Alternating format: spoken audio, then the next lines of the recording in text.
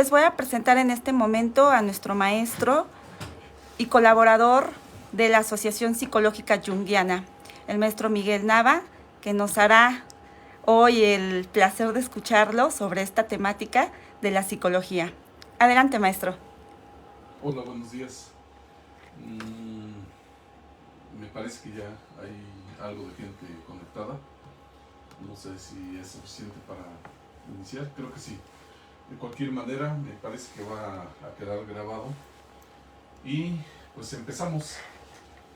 Es efectivamente, como dice Genovet, un verdadero placer, un gusto y para mí un honor poder compartir este conocimiento que pues es apasionante, muy apasionante porque es un conocimiento que abarca, podría decirse, casi todas las ramas del conocimiento de la condición humana, obviamente.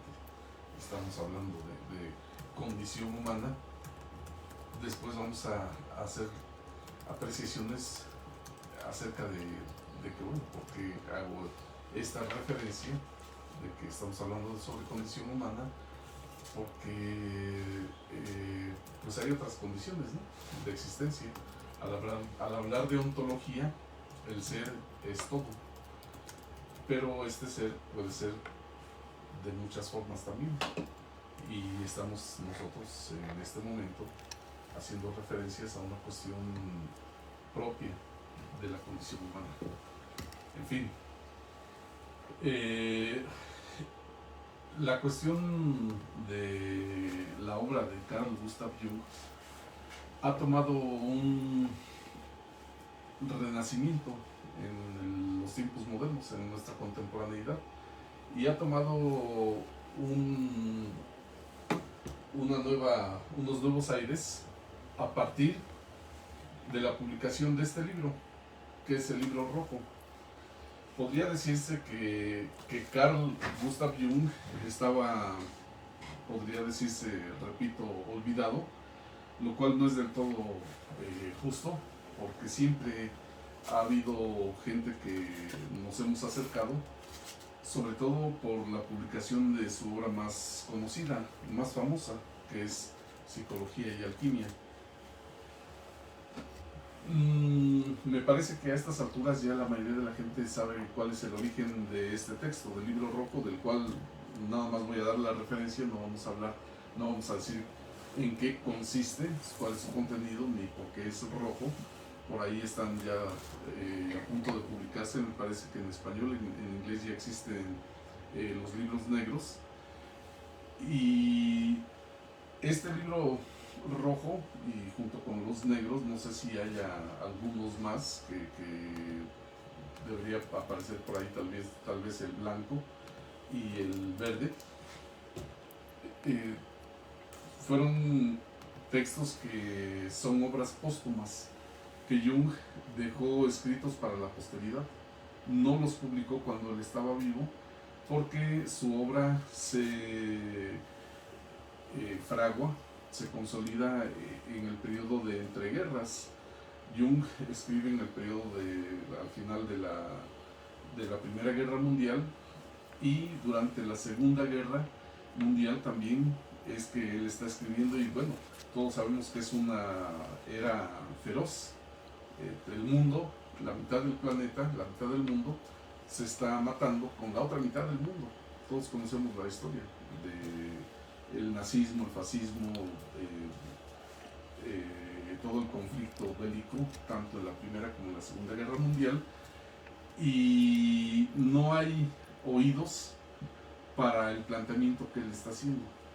No hay gente que haga eco a la perspectiva que tiene, porque el mundo está sumergido, en una fase de degeneración, en una faceta degenerescente de casi involución. Lo que prevalece en ese momento es la violencia, y en ese momento se llegó a la condición en la que los conflictos se dirimen con la violencia. Acá en lo que estamos viviendo en nuestro país, pues no estamos muy alejados de esa situación, de esa condición. Este libro está editado, nada más para dar el dato precisamente, aquí dice copyright 2009, pero es de la Foundation of the Works of Carl Gustav Jung. Pero no viene por acá, tal vez al final. Aquí está el dato. Este libro se terminó de imprimir en el mes de agosto de 2012 en Buenos Aires, o sea que es muy reciente. Tiene 14 años. El próximo año le vamos a festejar sus 15 años. Vamos a hacer una fiesta. Pero la obra de Jung ha estado presente desde hace mucho tiempo en nuestra cultura. Podríamos tener nosotros acá la obra completa, que está de moda también, la edición completa, que nos han hecho el favor de presentarla en una sola edición nuestros amigos de Trota. Y es una edición muy reciente, es una compilación, pero siempre han circulado los textos de Jung entre, por ejemplo, estoy yo presentándoles pues esta casi edición en varios tomos de mis tipos psicológicos, que es una edición que apareció precisamente es la segunda edición, primera edición de Sur, publicada en 1943 en español. La primera se publicó en 1936. Estamos hablando precisamente de que está aconteciendo en el 36. Todavía no asciende Hitler al poder en Alemania. En el 43 está en su pleno auge la Segunda Guerra Mundial. Todos saben que terminó en 1945. Y es una edición traducida ni más ni menos, acá está el dato, esta es de Editorial Sudamericana, por Ramón de la Serna, o sea, un personaje conocidísimo en el ambiente. Esta es una edición de 1943. Nuestra edición de Psicología y Alquimia es una edición reciente, 2014, pero de esta hay infinidad de ediciones, yo he tenido varias. Acá tenemos también entre las obras correspondientes de Jung, esta que es uno de los textos más oscuros, es entre los tomos de la literatura junguiana. Este es el diablo, porque la gente le huye como si fuera el mismísimo demonio, porque son estudios sobre la fenomenología psíquica, la simbología del espíritu, y es una edición del Fondo de Cultura Económica que es la quinta reimpresión ya de 1998 de la primera, que salió en 1962. Estamos haciendo el comentario precisamente de que Jung a lo largo de la historia ha estado presente en el ambiente, al menos académico-cultural. Esta es la versión maravillosa del Hombre y sus símbolos, esta edición impecable de Aguilar, que fue impresa en 1966, hace, ¿qué? 57 años. Entonces, Jung, para hacer justicia, ha estado presente en el ambiente, al menos académico, de manera permanente, al igual que Freud, y al igual que Wilhelm Reich, y tal vez un poco menos Adler. No sé quién más podríamos referir que también no ha pasado de moda y suele recurrirse a sus textos. Perls, ¿no? Ahora está muy vigente. Y de manera general, de manera genérica, pues toda la perspectiva de la Gestalt, decimos acá, hispanizado el término. Ahora,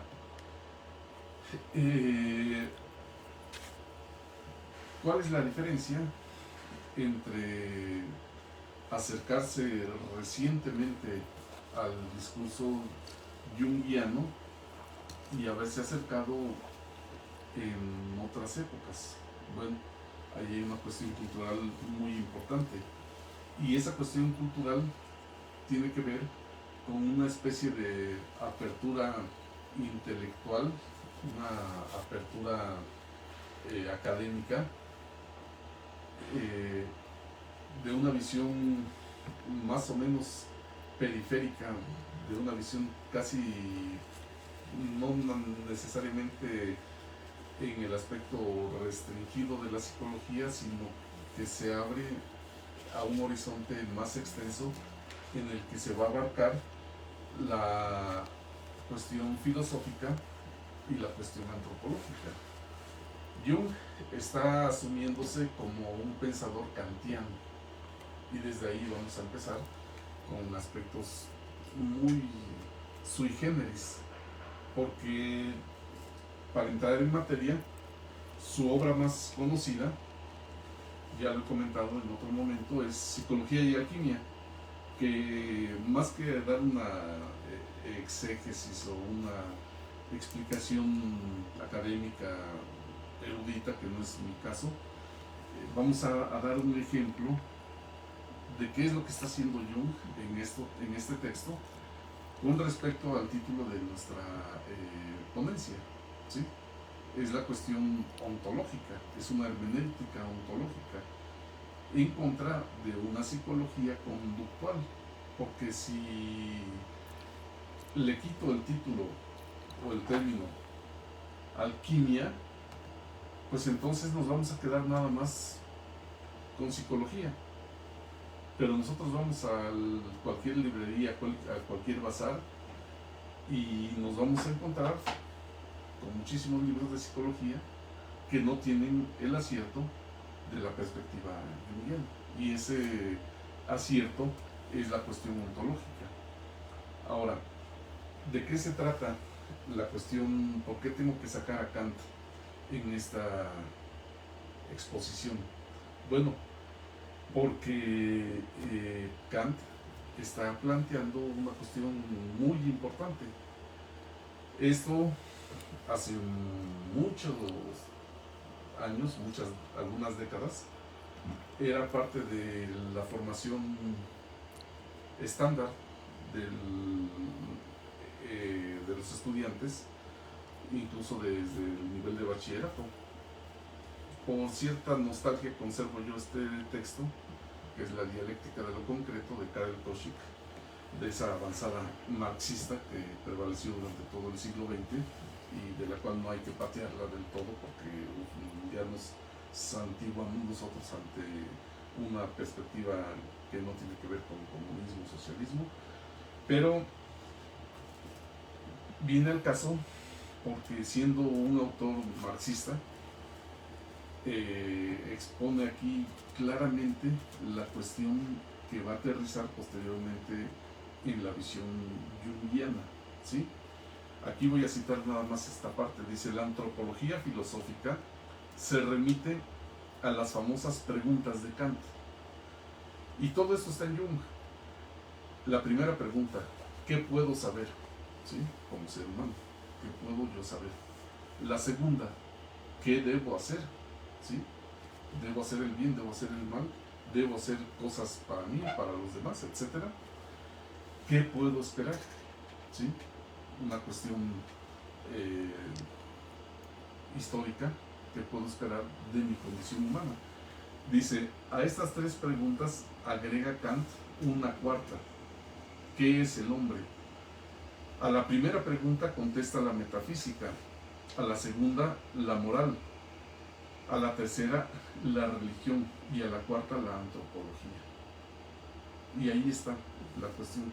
¿La antropología qué es? Bueno, en este texto es una obra brutal de conocimiento antropológico, porque pues están haciéndose referencias a civilizaciones tan dispares como unos jóvenes bailando extasiados swing en Estados Unidos y tribus africanas danzando también en un éxtasis después de haber realizado alguna danza o de haber comido alguna planta, como se le conoce ahora, alucinógena, de poder o enteógena. Entonces, la cuestión antropológica viene al caso porque es condición humana, antropos es el hombre, ¿sí? Y la cuestión antropológica viene al caso porque es nuestra condición de ser personas humanas. A la primera pregunta respondió Kant, es la respuesta dada por la metafísica y ahora por la ciencia. Yo estudio física, estudio química, estudio biología, medicina, ya sé de qué está conformado el cosmos, la naturaleza en la que yo estoy inserto. Dices, pues sí, dice Albert Einstein, si yo volviera a nacer me dedicaría a ser fontanero, porque no se realizó siendo físico. Entonces, aunque yo sea la persona, el físico más renombrado, el matemático más renombrado, el médico más renombrado, más famoso, siempre va a haber una cuestión interna en mí de tal vez insatisfacción o de satisfacción, en la cual yo no estoy realizado como personaje, como persona humana, incluso siendo artista, incluso siendo pintor, siendo pianista, siendo violinista, etc. Porque al final la condición humana tiene una peculiaridad, que hay algo que está en el interior del ser humano y es la psique. Bonito negocio, ni más ni menos. Entonces, todo podemos estar de acuerdo con que la mecánica cuántica, la mecánica newtoniana, la teoría de las matrices, los hoyos negros, la teoría de cuerdas, sí, todo eso es apasionante, lo podemos saber, pero ¿y yo qué? Siempre va a estar la cuestión referida en última instancia a la cuestión humana. Y lo plantea Kant, dice, ¿qué puedo hacer y qué debo esperar también? Todo eso está remitido a una cuestión que se va a volver la cuestión antropológica que va a competir al ser humano. Y el detalle, por decirlo en este sentido en el que yo lo refiero, el detalle es que en el centro del antropos está la configuración propiamente psíquica del ser humano, del hombre, de la mujer, obviamente, ¿no? Entonces, ahí es donde empieza esta cuestión de el planteamiento que se está haciendo Jung. Pero dices, bueno, entonces tú me estás hablando de moral, me estás hablando de religión, me estás hablando de metafísica, me estás hablando de filosofía, me estás hablando de antropología. ¿De qué se trata? Se trata del núcleo del ser, porque el que está conociendo en última instancia es el ser humano, y al estar conociendo el ser humano, el núcleo del ser humano es precisamente la psique. Esa psique está referida desde hace mucho tiempo a esta perspectiva que va apareciendo en las representaciones alquímicas, en las que existen dos planos para la condición humana. Somos trinos, somos nosotros cuerpo, somos ánima, corpus ánima, y somos espíritu también, ¿sí? Entonces, el planteamiento que va a encontrar Jung va a ser que hay una condición en el ser humano que ya había sido expuesta, que ya había sido dilucidada por las tradiciones antiguas, pero que no se le había dado el nombre de psicología. Tengo que regresar, rebobinar.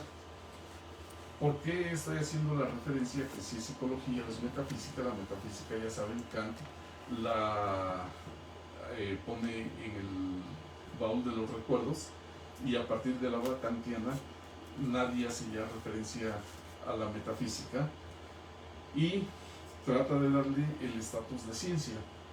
Al darle el estatus de ciencia, la psicología también se convierte en esta evolución en un discurso científico.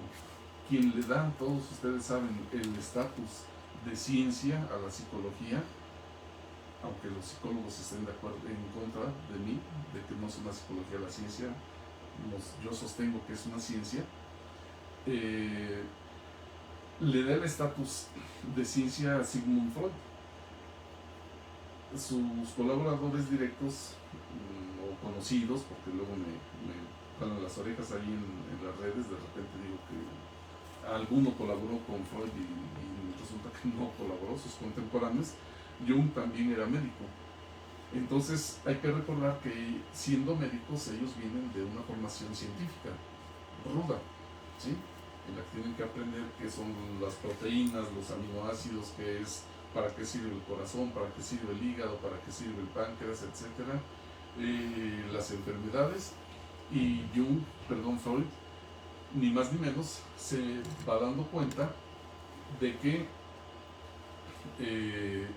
hay gente que está afectada, llegó con dolencias y no tienen ningún problema fisiológico, no tienen una enfermedad médica fisiológica. Entonces empieza a sospechar que hay cosas que son propias de su comportamiento. Y es el nacimiento de la psicología. Ya todo el mundo lo conoce. Pero nuevamente tendré que hacer la referencia a este aspecto científico. Dices, bueno, tú estás haciéndome un planteamiento en el que me vas a hablar de un discurso científico, de una confección científica, de una teoría, de una interpretación de la psique, pero al mismo tiempo me dices que ya nadie habla de metafísica y me estás mostrando un texto que hace referencia a la alquimia. O sea, ¿cómo está la cuestión?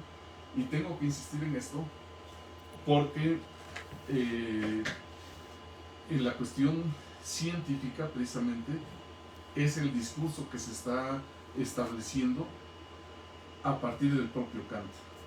No lo consolida él el pensamiento científico. El pensamiento científico empieza a consolidarse con la obra de Galileo y de Kepler y llega, digamos, a su culmen en este periodo que podríamos llamarle prehistórico, con Newton y con Copérnico. Pero ellos están demostrando de manera racional, a través de la lógica matemática, sus afirmaciones. Kepler está buscando la armonía de las esferas, así se llama su obra, Harmonices Mundi, la armonía de las esferas, la armonía de los mundos, perdón, y encuentra que no están siendo controlados los planetas por ángeles, por arcángeles, por querubines, por serafines. Confecciona, él quiere encontrar los sólidos platónicos, él quiere encontrar una metafísica, el mundo de las ideas platónico, él supone que está plasmado en el cosmos. Pero cuando encuentra las leyes de Kepler, la primera, segunda y tercera ley, ya saben, no se las voy a repetir, la de que sigue una órbita elíptica, los cuadrados inversos, etcétera, en velocidades recorren distancias iguales, en tiempos iguales, áreas iguales, perdón, en esa trayectoria elíptica. Kepler está suponiendo que hay espíritus detrás de esas influencias, que son los que controlan el devenir de la naturaleza. Pero cuando se da cuenta, él tiene que romper lo que le llaman el paradigma, se da cuenta de que no existen esas influencias espirituales, así, en ese sentido que las buscaba, de influencias de ángeles, arcángeles. Y en su obra al final quita ese término y empieza a utilizar el término de fuerza, ¿sí? Cada vez que hay espíritu en su obra hay que quitar la palabra espíritu y hay que poner que es una fuerza. Y ya saben, Newton va a establecer que la fuerza es igual a la masa por la aceleración, ¿no? En una de sus leyes. Y ellos están presentando una ciencia, presentando un nuevo discurso que Kant dice, bueno, entonces la filosofía también tiene que funcionar a través de ese nuevo discurso, que es un discurso en el que se deben dar razones, pero razones que correspondan a lo que estamos observando nosotros y no a invenciones de nuestra imaginación o de nuestras creencias. Y en esta avanzada, Jung, siendo kantiano, también le va a dar un soporte científico a su obra. Jung va a estar hablando de un aparato psíquico, de cuestiones a las que ya saben, los psicólogos han establecido ya una terminología, la cuestión del yo. Este texto es las relaciones entre el yo y el inconsciente. Va a hablar de la existencia del arquetipo, va a hablar de toda la caracterología que posee el aparato psíquico y las relaciones entre el yo y los demás, etcétera, pero de manera científica, ¿sí? Y en ese sentido es que el gran aporte que está haciendo Jung es traer a esta exigencia de una nueva manera de conformar el conocimiento en base a evidencia y en base a razón. ¿Y qué tiene que ver la alquimia? Me van a preguntar nuevamente. Bueno, tiene que ver la alquimia porque en ese momento en el que Kepler, Newton, Galileo, Copérnico conocen la historia, pueden poner a todos esa playa de personajes increíbles, todos ellos, Torricelli, muchísimos más. En ese momento se está separando precisamente la escolástica y está generándose o fraguándose un nuevo discurso, que es el discurso contemporáneo y es el discurso de lo que conocemos ahora como ciencia. Ese discurso previo estaba confeccionado en la escolástica con una perspectiva o un discurso que era el del trivium y el quadrivium, ¿sí? El trivium tenía que ver con las cosas que no son objetivas, que no son materiales, que no son tangibles aquí en nuestro mundo sensorial. Y eran la lógica, la gramática y la retórica. Y el quadrivium tenía que ver con las cosas que sí son tangibles y tenía que ver con la aritmética, la geometría, la música y la astronomía. En ese momento se da un boom, una gran avanzada, porque empiezan a descubrir aparatos que siempre fueron construidos, la técnica siempre ha existido, y básicamente se inventa la lente, y con las lentes se empieza a ver lo pequeño y lo grande. Entonces se pone de moda la confección, la producción de lentes, y todos los que están en las universidades, en las escuelas, acuérdense que es escolástica, empiezan a decantarse por el uso de los telescopios. Entonces, con el paso de las décadas de los siglos, la novedad es el descubrimiento de las cosas que no se podían ver con nuestros ojos físicos. Entonces, del trivium y el quadrivium se descuida el trivium, y el quadrivium es el que empieza a ser reforzado por estos nuevos descubrimientos vía aparatos para extender la percepción de nuestros sentidos, de nuestra vista, de la audición. Y así nace la ciencia contemporánea. Pero el conocimiento, ahora que hacemos algún estudio sobre filosofía de la ciencia, nos damos cuenta que muchas cosas ya estaban planteadas, ya estaban dilucidadas, ya estaban estudiadas, pero no estaban expuestas bajo las exigencias de la ciencia contemporánea. Ya saben cuál es el método científico, el planteamiento de una hipótesis, experimentación, etc. Y bajo los estándares de la lógica matemática. Entonces, al haber sido ya pensadas muchas cosas, muchas ideas, muchas de estos planteamientos que ya habían sido tomados en cuenta por los monjes, por los escolásticos, eran con respecto a la condición del aparato psíquico del ser humano, ¿sí? Y entonces, lo que hace Jung, todo lo que dije va a aterrizar en esta frase, lo que está haciendo Jung es decir, hablaban con otro lenguaje, estaban diciendo las mismas cosas, pero estaban utilizando un lenguaje diferente. A eso, en términos filosóficos, se le llama arjé. Y ese arjé famoso, que es el discurso, va a tener que ver precisamente con la cuestión del arquetipo. Pero este arjé, en este sentido, es la expresión, el discurso, como le llamamos ahora, la narrativa. Y lo que hace Jung es que dice, bueno, todo ese discurso que ya existía en los siglos pasados, lo tenemos que actualizar. Lo tenemos que actualizar a los descubrimientos, a las perspectivas sobre la condición humana, que esa no ha cambiado, independientemente de que andemos ahora en una moto, en un coche, en un camión, o antes andaban en un caballo, en una carreta, o a pie. Hay cosas que siguen siendo propias exclusivamente de la condición humana, ¿sí? Y los ejemplos son los más simples, ¿no? La desesperación, la angustia, el confort, etcétera, ¿no? Son cosas que están presentes ahí y no dependen de las cualidades externas, ¿no? De si era un caballo o era una moto en la que yo me caí o la que no pude tener, ¿no? Entonces, entrando en materia, vamos a hablar de qué es lo que está planteando precisamente la perspectiva junguiana.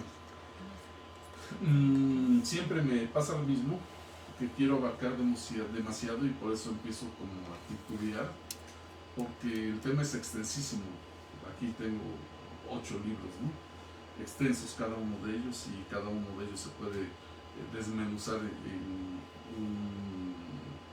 una apreciación y profundizar sobre cada uno de ellos, pero quiero referir la cuestión, nuevamente insistir en la cuestión científica, porque una de las historias más apasionantes, y siempre estoy con que vamos a dedicarle una exposición completa, es la relación que tiene Jung con Pauli.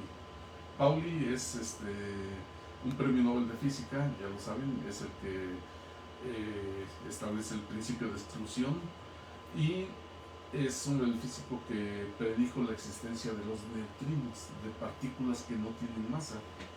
Acá, precisamente en la clase pasada que vimos aquí en nuestras sesiones, hablamos de los componentes energéticos en base a la cuestión de la Ayurveda.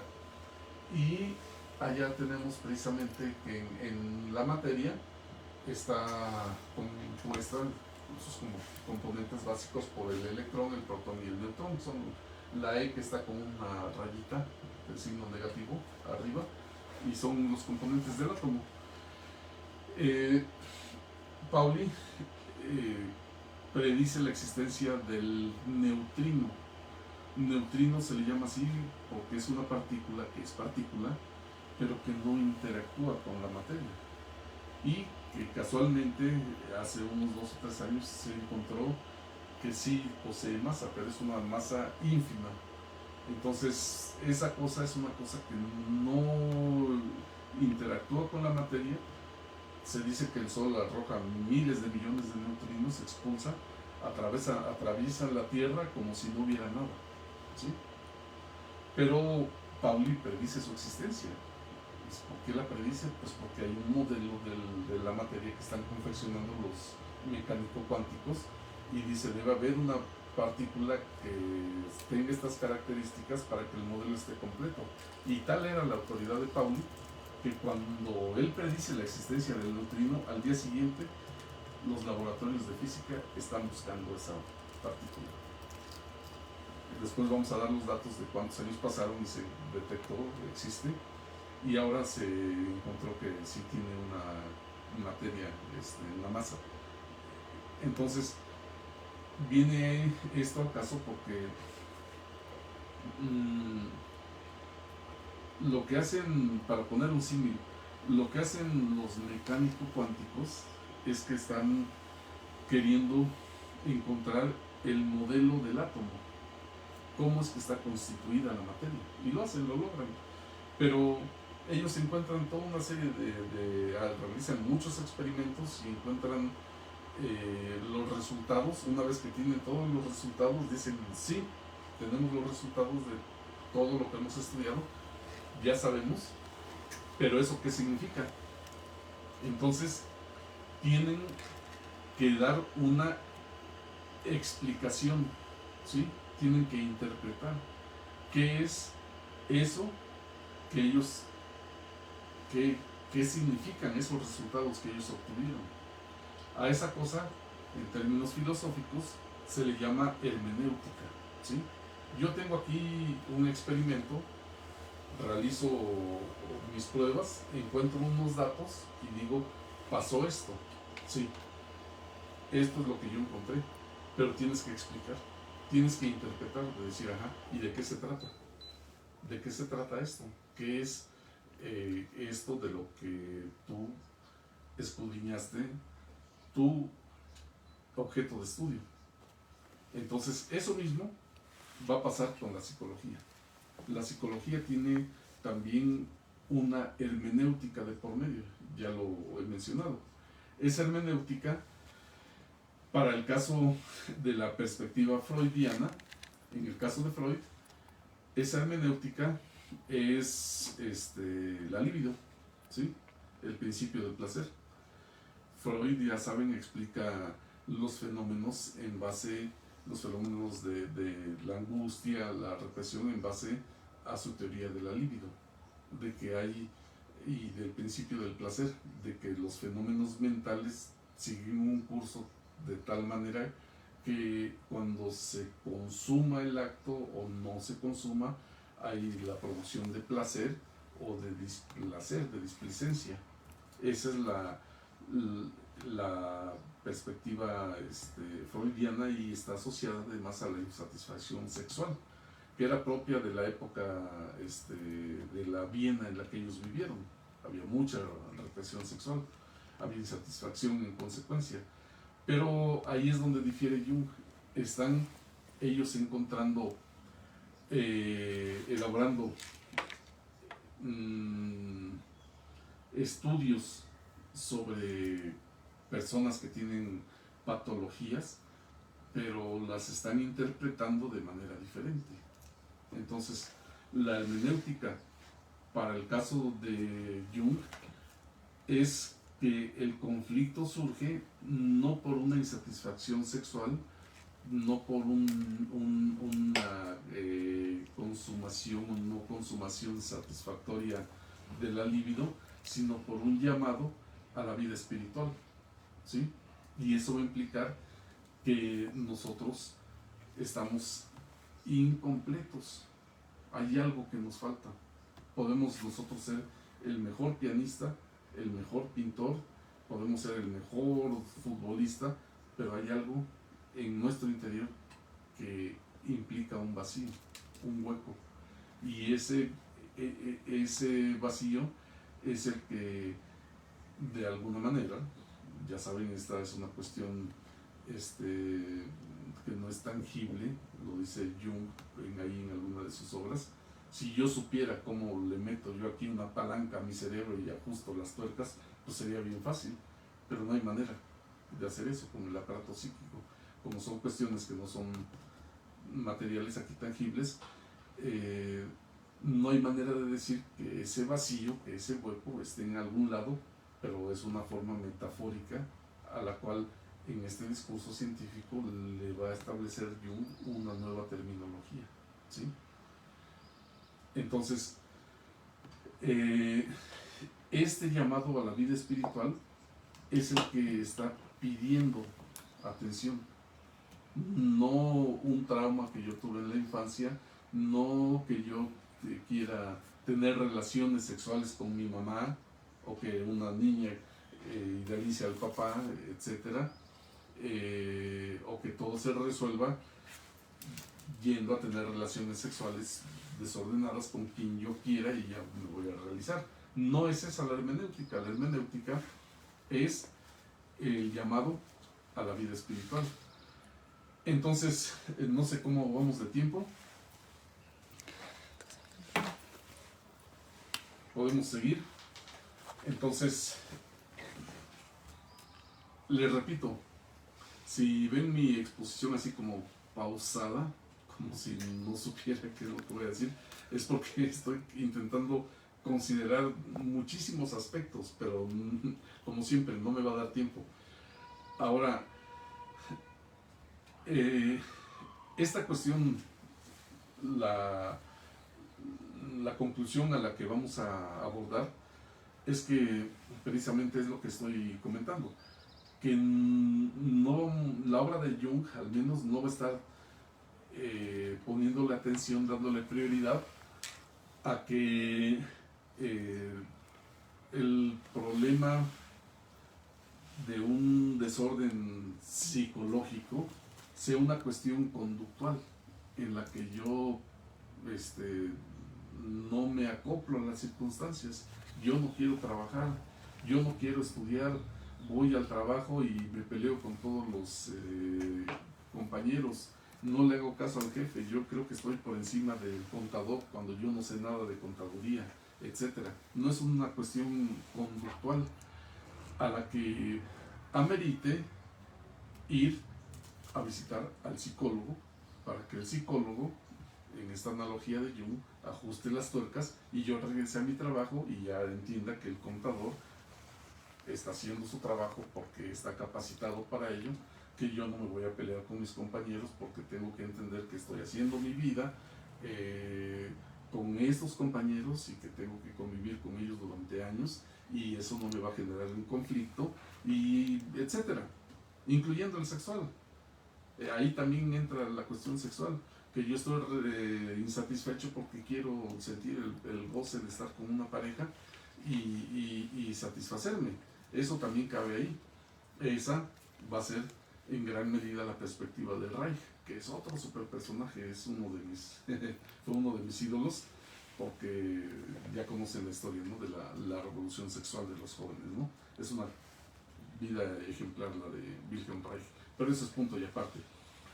Entonces, más allá de dirigirme o decantarme por dar más argumentos de tipo ontológico, viene al caso abrir este texto de Psicología y Alquimia, que es una maravilla. Es una maravilla porque ahora sí hacemos la proyección del Mutus Liber, porque en esta hermenéutica en la que Jung está diciendo hay una condición del antropos, del hombre, del ser humano, que es la cuestión de que es su cuerpo, es su psique y también es su espíritu. En esa cuestión dices, bueno, vamos a ver cómo resolvió la humanidad estas cuestiones, pero no vamos a ser católicos, ni vamos a ser cristianos, ni vamos a ser judíos, ni musulmanes, ni budistas, ni taoístas, sino vamos a entender todo lo que están planteando todas estas tradiciones que abordaron la cuestión espiritual. Y si al final vamos a decir, estuvo muy bien que resolvieran esa cuestión siendo católicos, siendo musulmanes, siendo judíos, siendo budistas, siendo taoístas, dices, bueno, eso implicó que se individuaron, ¿sí? Realizaron su compleción, su completez, se volvieron esa cosa triuna, que somos uno, un individuo, pero que tenemos tres aspectos. Entonces, acá tenemos, no sé, ahí en la pantalla que están ustedes viendo en la transmisión, si se ve mejor aquí o de este lado, pero esta es una imagen de uno de los textos más atractivos de la obra propia de los alquimistas, que es el Mutus Liber. Es el libro mudo, tal cual, mutus, de ahí viene mutismo. Es el Mutus Liber, dice, in quo tamen tota filosofía hermética, figuro hieroglífica, en el cual están expuestas toda la filosofía hermética a través de figuras, ¿qué dice? Jeroglíficas. ¿Sí? Ya saben, hieros es sagrado y glifos es escritura o trazo. Consagradas, ahí se atravesó algo, consagradas a la excelentísima misericordia de Dios, dice que, bueno, por ahí está la frase, que es el único texto que acompaña el Mutus Liber, ¿sí? Es el libro mudo que déjenme hacer memoria, se las voy a deber para la próxima. Me parece que ese texto fue agregado después, no recuerdo muy bien. Pero allá arriba se ve en el tope está la luna y de aquel lado debe estar el sol. No es muy claro, pero están las estrellas y después está un ángel con una trompeta. Después está una escalera y hay otro ángel acá, más cercano a un hombre que está dormido, ¿sí? ¿Y eso qué quiere decir? Que ese hombre que está dormido, bueno, pues es obvio, está durmiendo. ¿Y qué sucede cuando está alguien dormido? Bueno, pueden pasar muchas cosas. Figurativamente no vamos a ver todas las posibilidades del lenguaje de que estás dormido. Por ejemplo, un estudiante está tomando una clase de álgebra, le explican algo muy sencillo y no entiende y le puede decir su maestro, oye, estabas dormido, aunque estuviera despierto, ¿verdad? No vamos a hacer eso. Lo único que vamos a señalar es que estás soñando, ¿sí? Al estar dormido, dices, ¿por qué no se me apareció el ángel despierto y me dijo lo que yo tenía que saber, o lo que yo tenía que hacer, o el mensaje que me trae? No, está dando el trompetazo en el momento en el que este personaje está dormido. ¿Y quién es? Bueno, pueden ser muchos personajes. Puede ser el de la escala de Jacob, ¿verdad? La escalera de Jacob es para subir a los cielos y ese es el llamado. Aquí está bien claro que si sabemos interpretar que yo estoy deprimido, estoy a plena luz del día, durmiendo porque hay un conflicto que me hizo que me desconectara del mundo, pero ese conflicto, nuevamente lo vuelvo a mencionar, ese conflicto implica un llamado a la vida espiritual, porque los ángeles son seres espirituales, ¿sí? Entonces, ¿esto qué tiene que ver con Jung? Dices, les voy a dar un regalo. Esto tiene que ver con que precisamente en esta maravilla de psicología y alquimia dice introducción a la psicología religiosa y a la problemática de la alquimia. Dices, oye, o sea, pues está muy, muy complicado este término esta temática de la que me vas a hablar, pero hace una exposición muy pequeña, muy escueta sobre lo que llamaríamos ahora su marco teórico, y después pasa a una segunda etapa, que es los símbolos oníricos del proceso de individuación, ¿sí? Y aquí está. Después va a venir el material. Ese material va a hablar de un método. El material, ¿qué quiere decir?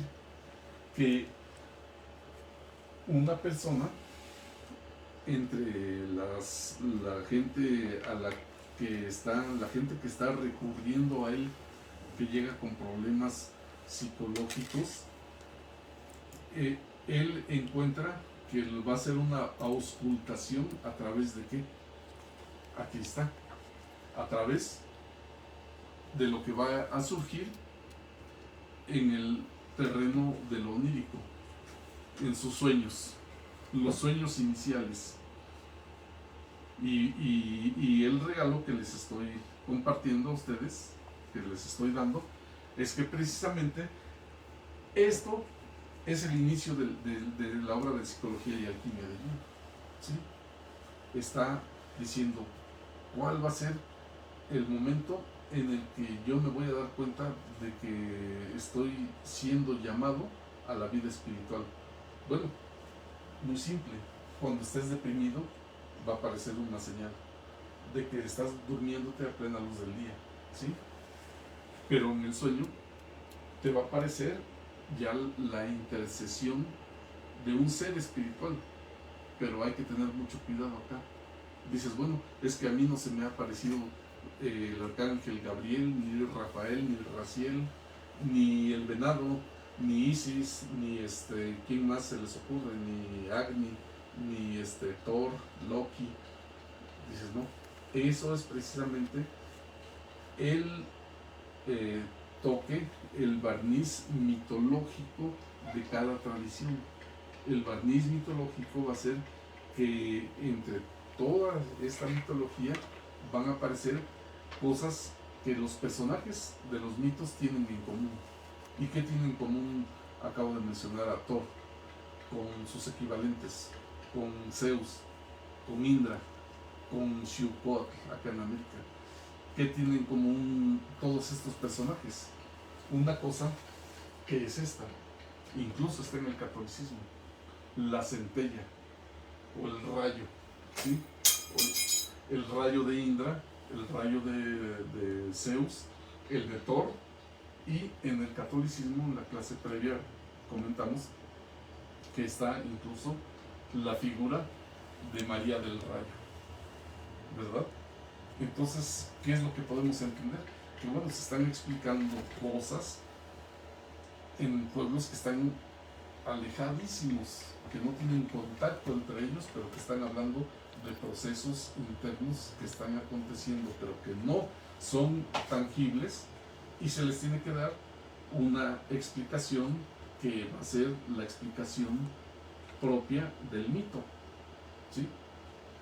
Y me parece, permítanme la digresión, me parece que es acá donde Jung está haciendo una defensa de sí mismo con respecto a esto que acabo de decir. Otra vez, nuevamente, acercamiento al inconsciente en el hombre y sus símbolos. Y en este acercamiento al inconsciente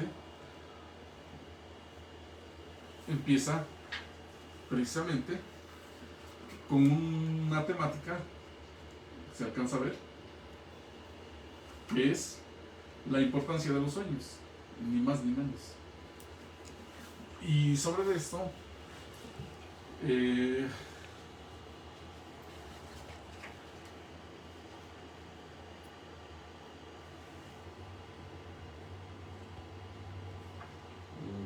entendí la referencia. Sobre esto Eh, vamos a... Bueno, la defensa que él hace es precisamente aquí. Dice, Sigmund Freud fue el precursor que primero intentó explorar empíricamente el fondo inconsciente de la conciencia. Y sí, la obra, casualmente o sorpresivamente, la obra madura de Freud, uno pensaría que hay otros textos donde tiene su teoría bien plasmada de manera más seria, pero es la interpretación de los sueños, ni más ni menos, ¿no?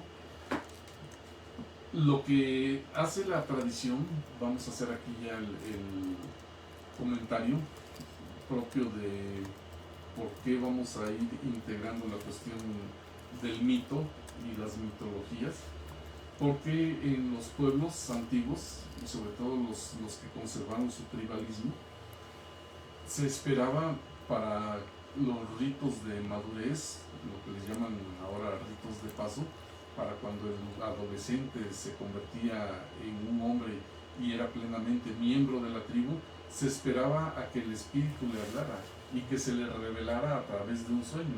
Y esto vale para los Sioux, para los Hopi y para los tibetanos y para los chamanes de Siberia. Entonces, esa cosa que estamos, a la que estoy yo refiriéndome acerca de que hay un sustrato en nosotros que es, en nuestra nueva terminología, llamado aparato psíquico, en términos de la tradición, pues es el alma, el ánima. Y muchos psicólogos van a estar en contra de esto porque van a pensar que nos estamos refiriendo al alma como lo entiende el catolicismo, o al alma como lo entienden los judíos, o al alma como lo entienden quien sea, ¿sí? Los rarámuri, los huicholes, los tzotziles, toda la cantidad de pueblos que podamos nosotros encontrar como cultura. Y casualmente todos esos pueblos a los que yo referí, los rarámuri, los huicholes, los Hopi, los Sioux, los bereber, quienes se encargan de estudiar todas estas cuestiones de sus costumbres son los antropólogos, pero nada más se decantan, digamos, por la cuestión meramente cultural. Es lo que nosotros encontramos cuando revisamos un libro de los contemporáneos sobre antropología. Pero la antropología está lindando con la filosofía y con la psicología. Entonces, esto que les voy a leer es algo que no se debe hacer en una exposición, pero nada más va a dar cuenta de esta distancia que hay en la hermenéutica, en la que lo que está analizando Jung es ese llamado a la vida espiritual. ¿A través de qué? A través del trompetazo que le dieron los ángeles al que está ya deprimido, al que le falta algo, al que no se halla en el mundo, le está haciendo el llamado para que suba por la escalera, ¿sí? Después de muchos años de estar viendo estos alquimistas, de estar leyendo su discurso, su terminología, termina uno, si tiene uno suerte, entendiéndolos. Y eso es lo que vamos a hacer y es lo que estamos haciendo en nuestra asociación, ver realmente el sustrato alquímico, hermético, mitológico, y ver cómo Jung lo ha aterrizado en su exégesis, o sea, su estudio, y en su hermenéutica, en su explicación. Y esta es una cuestión muy compleja,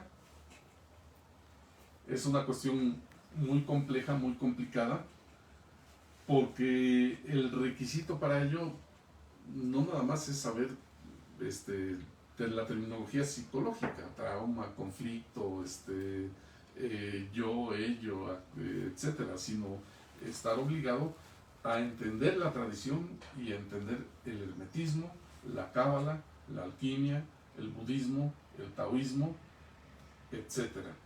qué es lo que hace Jung. Y se junta con Karl Kerenyi, con quien tiene un libro, con Richard Wilhelm, con quien escribe la introducción, el prólogo al I Ching, El secreto de la flor de oro, y me parece que también participa en una versión del Tao Te Ching, y escribe con quién más, ni más ni menos que Giuseppe Tucci. Hace una exposición sobre el mandala en base a esta teoría del inconsciente y del arquetipo junguiana, una cuestión budista. Y lo tengo que decir, decía una de mis maestras, si están acercándose al estudio de Jung en algún lado y sus maestros no tienen este bagaje, están perdiendo el tiempo. Lo tengo que decir tal cual.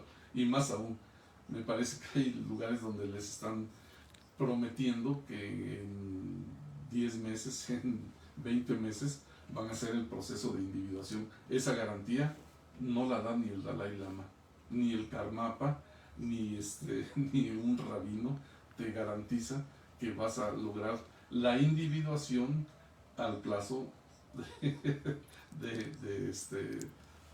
de un término, ¿no? Al término de un plazo dado.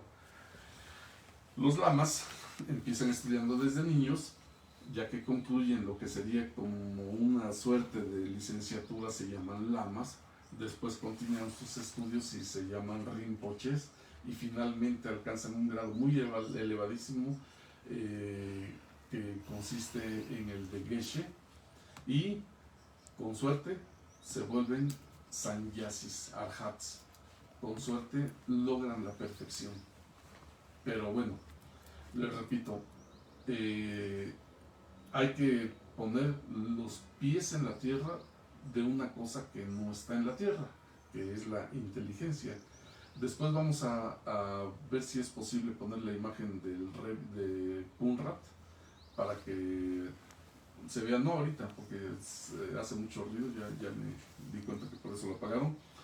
Entonces, esto que voy a leer es una cosa ininteligible, por eso nadie entiende que dónde está el método de la individuación de la cual está hablando Jung.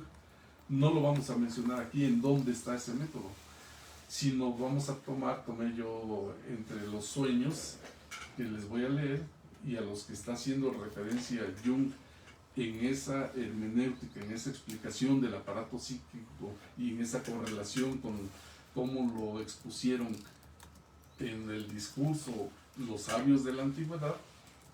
Voy a tomar el sueño número 16 de psicología y alquimia, y no sé si nos dé tiempo de terminarlo porque es un poco largo. El sueño consiste en lo siguiente. Dice, hay mucha gente. Llegó una persona, un paciente, y le dice, hay mucha gente en mi sueño. Acuérdense, esto es lo que está pasando cuando el ángel está tocando la trompeta, le está dando un mensaje, ¿verdad? Dice, hay mucha gente, todos andan alrededor de un cuadrado, de derecha a izquierda, ¿sí?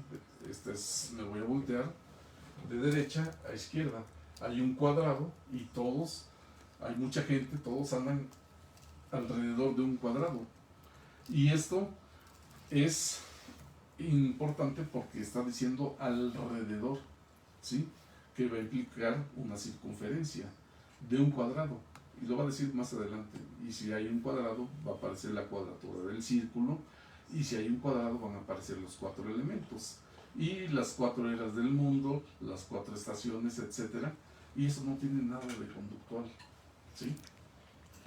El soñante, nuevamente, hay mucha gente, todos andan alrededor de un cuadrado de derecha a izquierda. Es importante. El soñante no está en el centro, no está en su centro.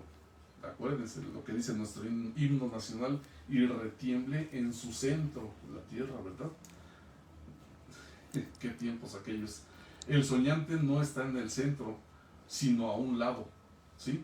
Se dice que se quiere reconstruir el Gibón. Pues, si a mí me preguntan eso, bueno, con lo que sé y con lo que Jung ya me hizo el favor darme un corpus de entendimiento, podría entender más o menos qué significa ese sueño. Dice una persona, soñé esta cosa, y bueno, ¿por qué no te quedaste en tu casa a seguir durmiendo? Pues es que me causa algún conflicto. Y es lo que dice el liber mutus, el mutus liber, perdón. Dice, vino un ángel y te habló, ¿no? Y te dio ese mensaje, me dio un mensaje el ángel. ¿Cuál es el mensaje? Esto que acabo de platicar. Dice, bueno, comentario. Y lo tengo que decir así porque estamos hablando ya, no de psicología, estamos hablando de psicología y alquimia, ¿sí? Y estamos tratando de entender qué es lo que está diciendo este señor, ¿sí? Comentario. Aquí aparece por primera vez el cuadrado, ¿sí? Por primera vez quiere decir que entre los sueños que él está analizando ya llegó alguien y ya le habló del cuadrado, ¿sí? Probablemente surgió del círculo por medio de los 4 personajes del sueño, los que están dando vueltas, ¿sí? Esto habrá de confirmarse más adelante. Dice, el problema de la cuadratura del círculo, así como del el lápiz en términos latinos es la piedra, la que va a ser ya sea la piedra filosofal o la piedra de la materia prima para hacer la obra. El de la tintura rubia es decir, una pintura roja, rubia de rubor. Por eso es que este libro es el libro rojo. Va a tener que ver con la aparición de esta tinta roja con la que fue impreso el libro rojo, para que quien sabe de alquimia sepa por qué es rojo este libro, ¿sí? No solo la pintura, sino se llama el libro rojo porque va a surgir de esta tintura rubia, o sea, de esta pintura roja, y del aurum philosophicum. ¿Cuál es el aurum philosophicum? El oro de los filósofos. Nuestro oro, dicen los alquimistas, no es el oro vulgar. El oro vulgar es con el que están hechos los aretes, los pendientes, los anillos. Eso es lo que los alquimistas consideran oro vulgar.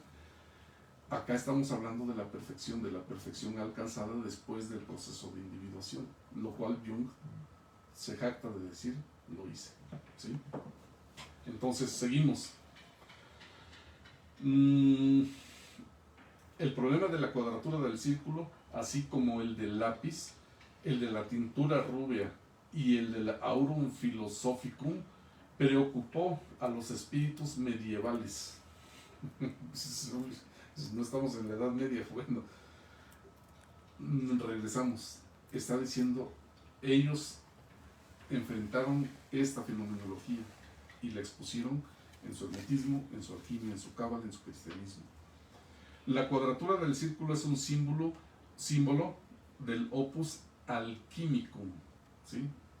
La cuadratura del círculo es un símbolo de la obra del alquimista. Opus alquimicum es eso. El alquimista ya está realizando la obra. Como dato, porque esto no nada más se ha hecho en la Europa medieval, esto es lo que hace el sadhu en la India. El sadhu es la sadhana. Se hacen prácticas yógicas, que el equivalente de sadhana sería opus alquimicum, la sadhana. ¿Qué hace el carpintero? Carpintería, ¿verdad? ¿Qué hace el fontanero? Fontanería. ¿Qué hace el sadhu? Sadhanas. Entonces, dice, la cuadratura del círculo es un símbolo del opus alquimicum por cuanto disuelve la unidad inicial caótica en los 4 elementos, que luego vuelve a difundir en una unidad superior. Esto no es conductismo. Con perdón, señor Skinner, y mis respetos para el señor Skinner también. Se representa la unidad mediante el círculo y los 4 elementos mediante el cuadrado.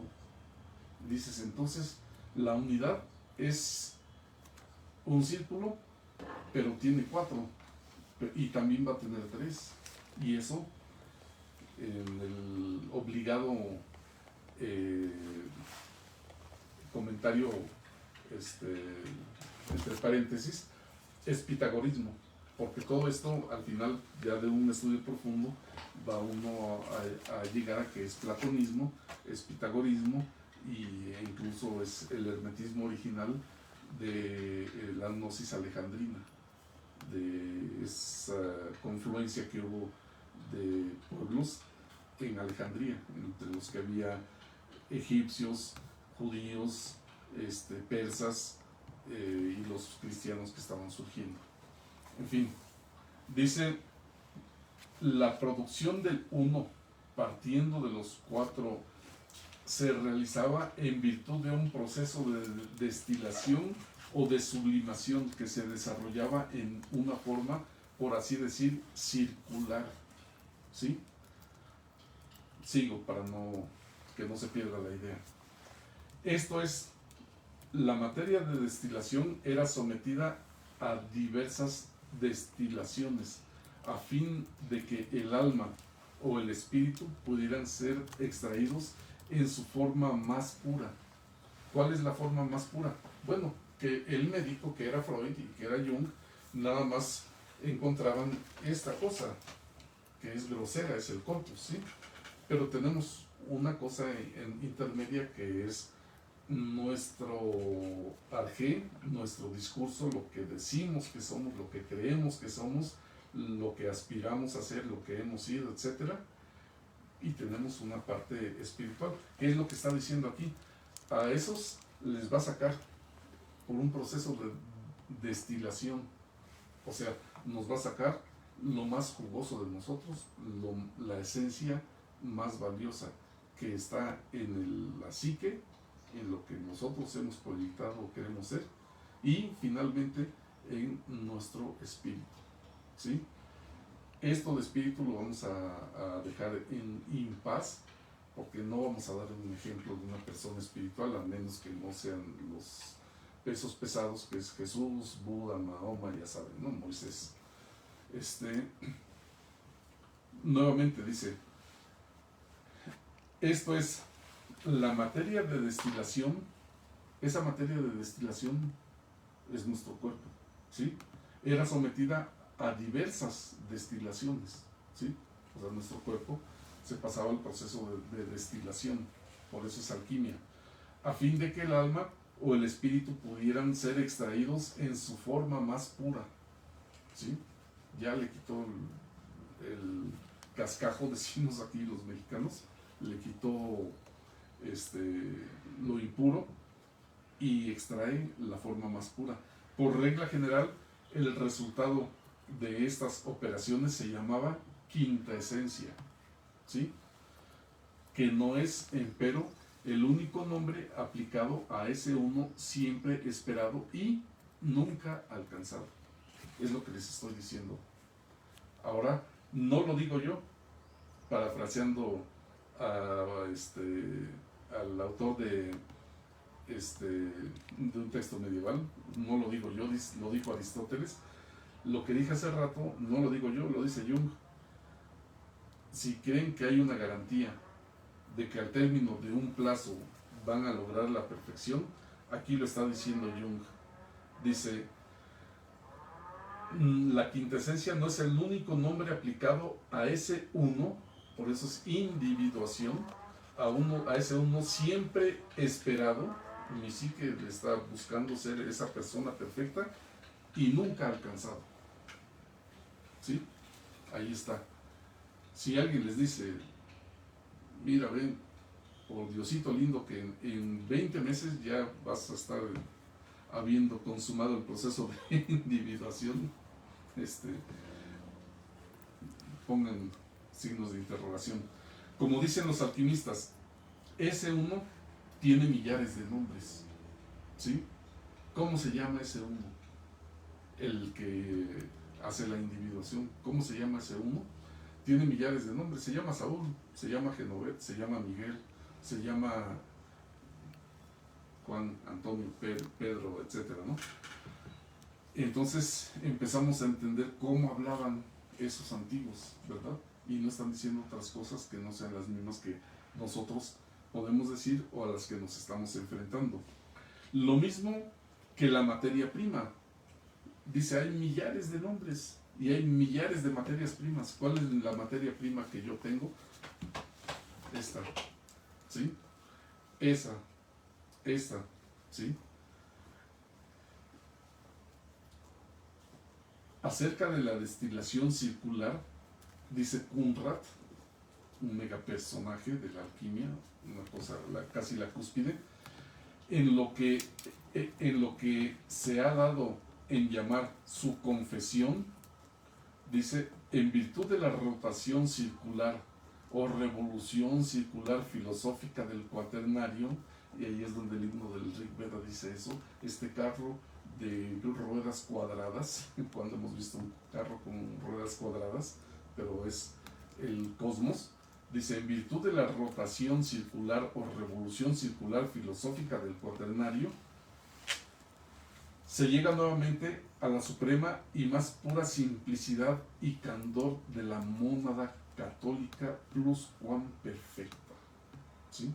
De la unidad universal católica, aquí tiene el sentido de universal, pluscuamperfecta, más que perfecta, ya está perfecta y ya no hay manera de que sea más, sería un pleonasmo, más que perfecta, es perfecta, pluscuamperfecta es el término pomposo que se daba. Dice, del uno impuro y tosco surge el uno altamente puro y sutil, etc. Es lo que está diciendo Conrad. Como siempre, Conrad dice que el alma y el espíritu deben separarse del cuerpo, lo cual equivale a una muerte, ¿sí? Y es lo que va a decir posteriormente San Pablo en el Evangelio. Tienes que morir todos los días. Dice, de cierto te digo que tienes que morir todos los días si quieres entrar al reino de los cielos. ¿Qué es el reino de los cielos? La individuación, la consecución del sí mismo. Dice, aquí está, por eso dice también Pablo de Tarso, deseo disolverme y estar con Cristo. Está hablando en términos alquimistas San Pablo. Dice, deseo disolverme y estar con Cristo. Es el famoso solve y el coagula. El coagula va a ser el estar con Cristo, más bien va a ser la fijación en términos alquimistas. De ahí, mi querido filósofo, que tengas que recoger aquí el espíritu y el alma de la magnesia. Esta magnesia es, en términos científicos contemporáneos, no la leche de magnesia que se toman para las agruras, sino el magneto, de lo que ahora sabemos nosotros que la materia tiene cualidades electromagnéticas, y esa materia, por eso es que se está hablando de alquimia, esa cualidad está en la materia, y esa es la materia prima que vamos a utilizar, nuestro cuerpo, y ese magnetismo, ese magneto que es esta cosa. El magneto es una piedra que tiene una cualidad, o sea, el átomo que tiene una cualidad magnética de atraer la cintila, la centella, la chispa. ¿Y cuál chispa? Va a sonar al nombre de canción, la chispa divina, ¿sí? ¿Para qué? Como dice aquí Pablo de Tarso, para estar con Cristo, ¿sí? No lo estoy diciendo yo, como dice el escritor de la Edad Media, lo está diciendo Conrad y lo está diciendo Jung. Ya para finalizar, dice, el espíritu y el alma es el ternario, trivium, y abajo quadrivium, y que después de la purificación vuelve a incluirse en el uno indisoluble, en Cristo, ¿sí? En este discurso es Cristo, es decir, se individuó. El cuerpo es evidentemente el cuarto, ¿sí? Y esto hay que decirlo también porque en el Timeo de Platón así empieza. Llega Sócrates a la casa de Timeo y nos cuenta 1, 2, 3, dice, ¿y dónde está el cuarto? Y habla sobre la naturaleza. Por eso Conrad se refiere a la cita del pseudo Aristóteles, en el cual se dice que del triángulo en el cuadrado vuelve a nacer el círculo, ¿sí? Esta figura circular representa, junto con el Ouroboros, el dragón que se come su propia cola, el mandala alquímico fundamental. ¿Y qué creen? Ya sonó el timbre de que se acabó la sesión de hoy, se acabó la escuelita, pero aquí está el mandala fundamental del Opus Alchimicum. ¿Y esto qué es? Platón dice, no entre aquí el que no sepa geometría, porque no está hablando del valor de geometría, no está hablando de un libro de texto de geometría, está hablando de ese simbolismo propio de la naturaleza, que está plasmado en la naturaleza y que, como dice Baruch Spinoza en su Ética, vamos a hablar sobre Dios sive natura, de Deus sive natura, vamos a hablar de Dios, es decir, de la naturaleza. Y la alquimia es la ciencia por excelencia en la que está estudiando el ser. Es ontología, que al ser la ciencia del ser, puede tener sus dos nombres, ontología, pero en términos de estudio, en términos de ciencia, se llama alquimia. En fin, nos ganó nuevamente el texto. En psicología y alquimia, el sueño es el 16, pero lo elegí nada más para dar una ligera muestra de quiero ver hasta qué número de sueños analiza aquí, porque recuerden que está utilizando ese sentido del libro del Mutus Liber. Aquí viene en el sueño 51, hay sueño 53, etcétera, sueño 54, y está viendo su relación con otro tipo de explicaciones que ya habían sido dadas a través del hermetismo, de la cábala, de la alquimia, de la tradición, no nada más estas, de otras tradiciones. Entonces, esto que les acabo de decir, ustedes respóndanse, ¿qué tiene de conductual? Y sin embargo, esto es algo que le generó un conflicto a un paciente que lo expone a la manera de un sueño que le surgió y que está expuesto. Nuevamente terminamos con esto en esta expresión que él hace. Dice, hay mucha gente, todos andan alrededor de un cuadrado de derecha a izquierda. El soñante no está en el centro, sino a un lado. Se dice que se quiere reconstruir el Gibón. Pues muchísimas gracias. Y me parece que hay preguntas. Así es, maestro. Aquí nos hizo un comentario Rosario de la Cruz. Te agradecemos por tu atención y por tus comentarios. Y dice, justo me hace recordar, en el 2022 tuve trastorno de ansiedad, ya entrando a una depresión. Sí tuve sueños espirituales. Tiempo después llega a mi camino una persona que me invita a estudiar tanatología y ahora psicología. Maestro, si pudiera recomendarme un libro para entender un poco más acerca de la alquimia, mi nombre es Rosario de la Cruz y estudio psicología. Y soy psicóloga. Sí, no hay un libro propiamente para el estudio de la alquimia, excepto los que no se consiguen, que es el de Titus Burckhardt, que se llama así La alquimia. La alquimia se tiene que estudiar en los textos, todos estos textos que va citando Jung aquí, el Mutus Liber, el huevo de los filósofos, la Aurora Consurgens, el Anfiteatrum de la sabiduría eterna. Y si hubiese manera de conseguir el de Burckhardt, es precisamente una introducción pues bastante puntual, digamos, pero el problema de estos textos es que son ininteligibles, porque el alquimista tiene, por decirlo así, el voto de no revelar las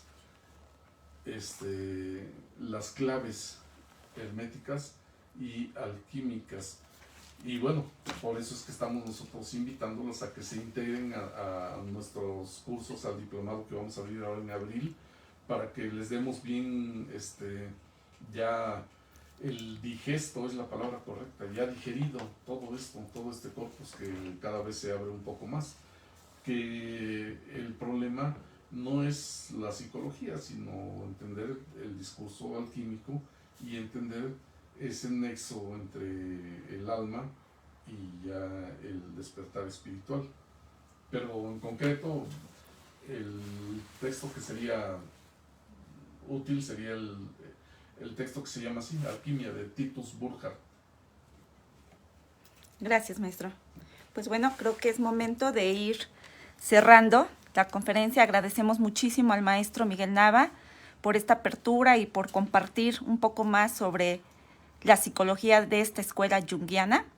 Y bueno, abriendo la posibilidad de que se acerquen a nosotros, a los cursos y diplomados que en el mes de abril van a estar vigentes. Maestro, nos despedimos en este momento y le agradecemos muchísimo. Pues gracias nuevamente. Les recuerdo, pareciera que de repente me atoro como si no supiera qué decir, pero es que es demasiado, muchísimo texto que tiene uno que asimilar, y no se trata de que uno pueda repetir todas y cada una de las frases que vienen en los libros de Jung, sino tener un corpus precisamente que es el corpus hermeticum, y a través de ese corpus, una vez que ya se tiene plasmada la teoría, entonces ya es más fácil hablar con un poco más de entendimiento, porque si no tiene uno que estar haciendo estas pausas en las que tiene uno que ir explicando qué es el lápiz, la piedra, la tintura, el color que toma el fuego en un momento de de que está ardiendo el fuego, ¿no? Y que son las fases del opus alquímicum. El opus es la obra, etcétera. Hay toda una terminología que tiene uno que ir asimilando, que tiene uno que ir entendiendo, encontrando la correlación con la condición propia de la piedra bruta que somos nosotros, o de la materia, que como lo dice ahí, tiene 1000 nombres y hay 1000 materias, siendo una de ellas uno de nosotros, y no hay otra manera que llevar una educación formal, que un texto de alquimia, el de Titus Burckhardt, es un texto más o menos como este, y no agota el tema, tiene uno que entrar a los textos, pero los textos son herméticos, o sea, no es un texto como los contemporáneos en el que se nos va diciendo con exceso de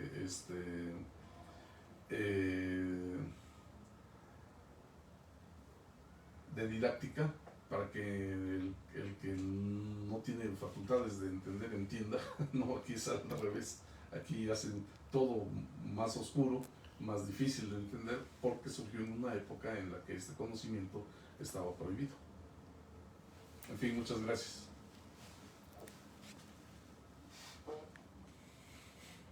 Gracias. Damos por finalizado.